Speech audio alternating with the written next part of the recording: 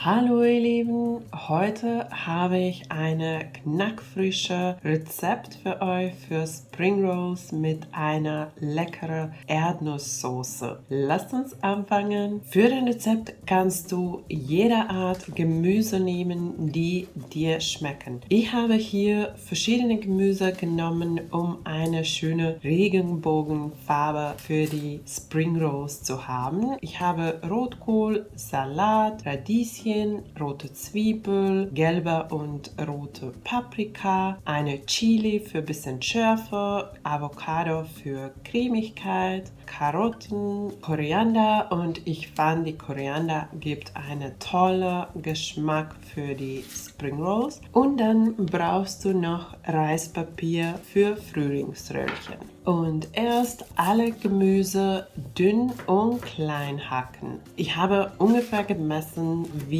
die Gemüse auf die Reispapier passen sollen und dann habe ich alles in solche kleine dünne Streifen geschnitten.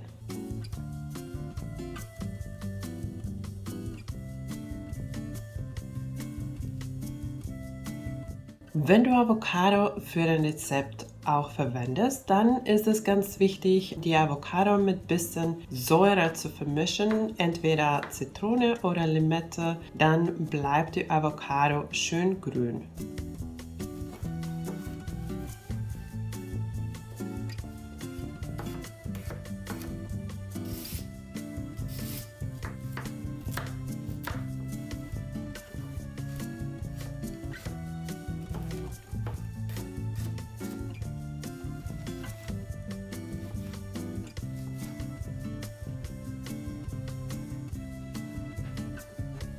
Wenn du alle Gemüse fertig hast, dann kannst du auch mit den Röllchen anfangen. Und dafür brauchen wir ein Schneidebrett und lauwarmes Wasser. Den Schneidebrett ein bisschen feucht machen, dann bleibt das Reispapier nicht kleben. Und danach die Reispapier im lauwarmen Wasser anfeuchten. Die Reispapierblätter, die ich verwendet habe, haben ungefähr 10 Sekunden gebraucht. Und danach ist es auch ganz wichtig, erst die Wasser ein bisschen abtropfen zu lassen. Wenn die Reispapier zu feucht wird, wirst du das auch merken, weil es dann sich nicht klebt beim Einrollen. Es kann sein, dass du 1 oder 2 Versuche brauchst, um den Eintauchzeit anzupassen und um den Reispapier dann perfekt hinzukriegen. Dann die Gemüse nach Wahl so auf dem Reispapier legen und so wie ich im Video zeige, aufrollen.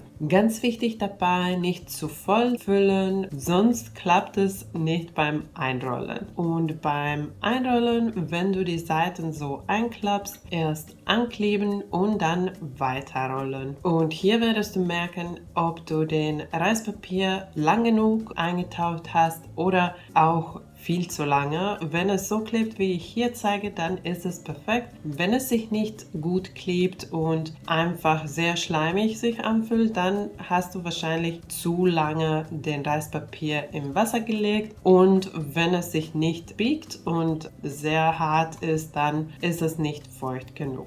Wenn du einen Muster auf dem Röllchen haben möchtest, dann entweder Koriander oder Radieschen in eine zweite Reihe legen, so wie ich hier zeige. Und diese Gemüse bleibt dann oben drauf so als Deko. Es gibt auch eine Variante mit dem Salatblatt, einfach so ein kleines Stück Salat nehmen und dann andere Zutaten da drauf legen, dann wieder so gleich einrollen, dann bleibt diese Röllchen grün von außen. Dann, wenn die Röllchen fertig sind, können wir auch die leckere Erdnussbuttersoße zubereiten. Dafür brauchst du einen Teelöffel getrocknete Knoblauch, einen Teelöffel Keimpfeffer, dann 2 bis 3 Esslöffel Erdnussbutter, einen Esslöffel Sojasauce. Ich habe inzwischen ein bisschen vermischt, aber du kannst alle Zutaten dazugeben und erst dann vermischen. Dann noch 1 bis 2 Esslöffel Öl und einen Esslöffel Zitronensaft. Dann alles schön vermischen und die Soße ist auch fertig. Wenn du magst, kannst du die Soße noch vor dem Servieren kurz erhitzen.